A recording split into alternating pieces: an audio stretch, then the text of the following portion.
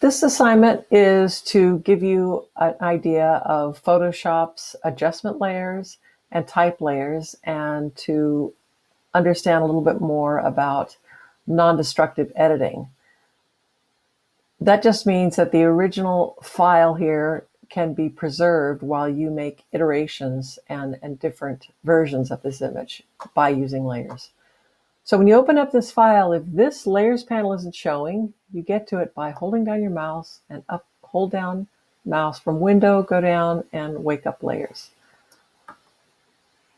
When we look at this file, we see that it has layers called flavor name, frosty cone, background color. You are actively in the layer when you click with your mouse and that layer becomes dark gray. If you click on the eyeball of a layer, it hides it. So just a little brief explanation about that.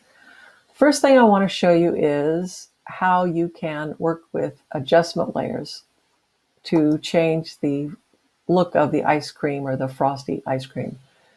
So I'm in that layer, okay? Now, the first thing I want to do is up here in this layers palette, the far left, there is this little box that looks like a checkerboard box. You want to click on that, and what that does is lock everything on this layer that doesn't actually have pixels in it. And if I hide my background and hide the type, you can see that it's all the gray and white checkerboard that's impossible to paint or change in any way because you've locked this. Now let's get up here to the selection tool, and if you click on your mouse and hold down Option, you can see there's two tools that you can get to from this tool space. The first one is just the magic wand, and holding down your Option gets you to the quick selection tool. So that should by default be in this state. You can click around and see, you could change how it behaves, but click on this one that's got the little plus. So now let's have some fun. Let's hold down our mouse and let's just select the ice cream. Now, I could make my quick selection move over here, but I want to show you something really cool. I'm just trying to move around and have it only select the ice cream, and it's doing a pretty good job of that. And now when I let go, check this out. The magic wand, the quick selection tool has really, even though it looked like I was able to capture this area, it snapped back to actual pixels.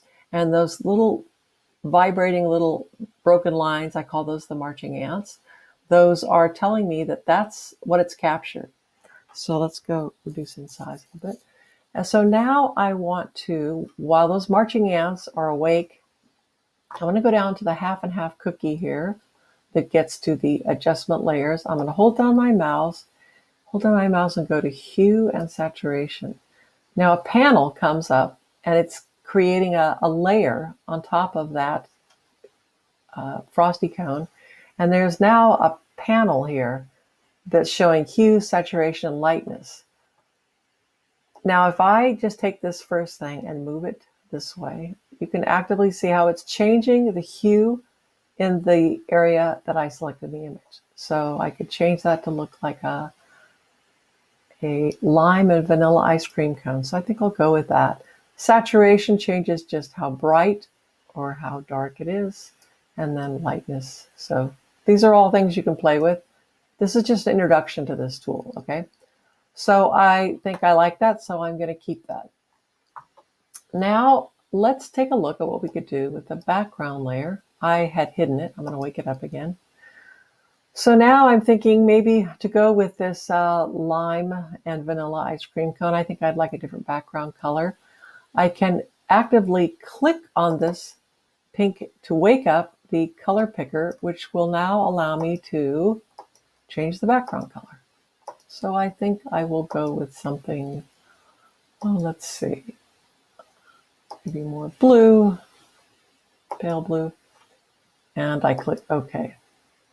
Now the last thing I'm going to do is I'm going to wake up my type layer. I'm going to actively click my mouse on that layer. I'm going to hit T on my keyboard, or I could hover over and wake this tool up.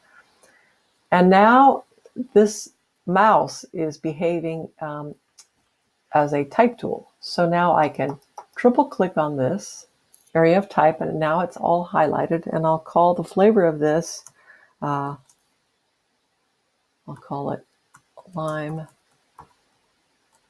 vanilla.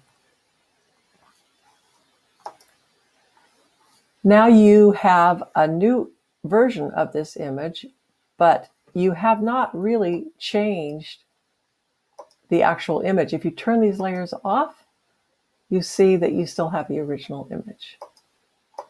Now, if you wanted to actually save this file to submit, what you would do is go to File and do a Save As, and save it as, I'll say lime cone.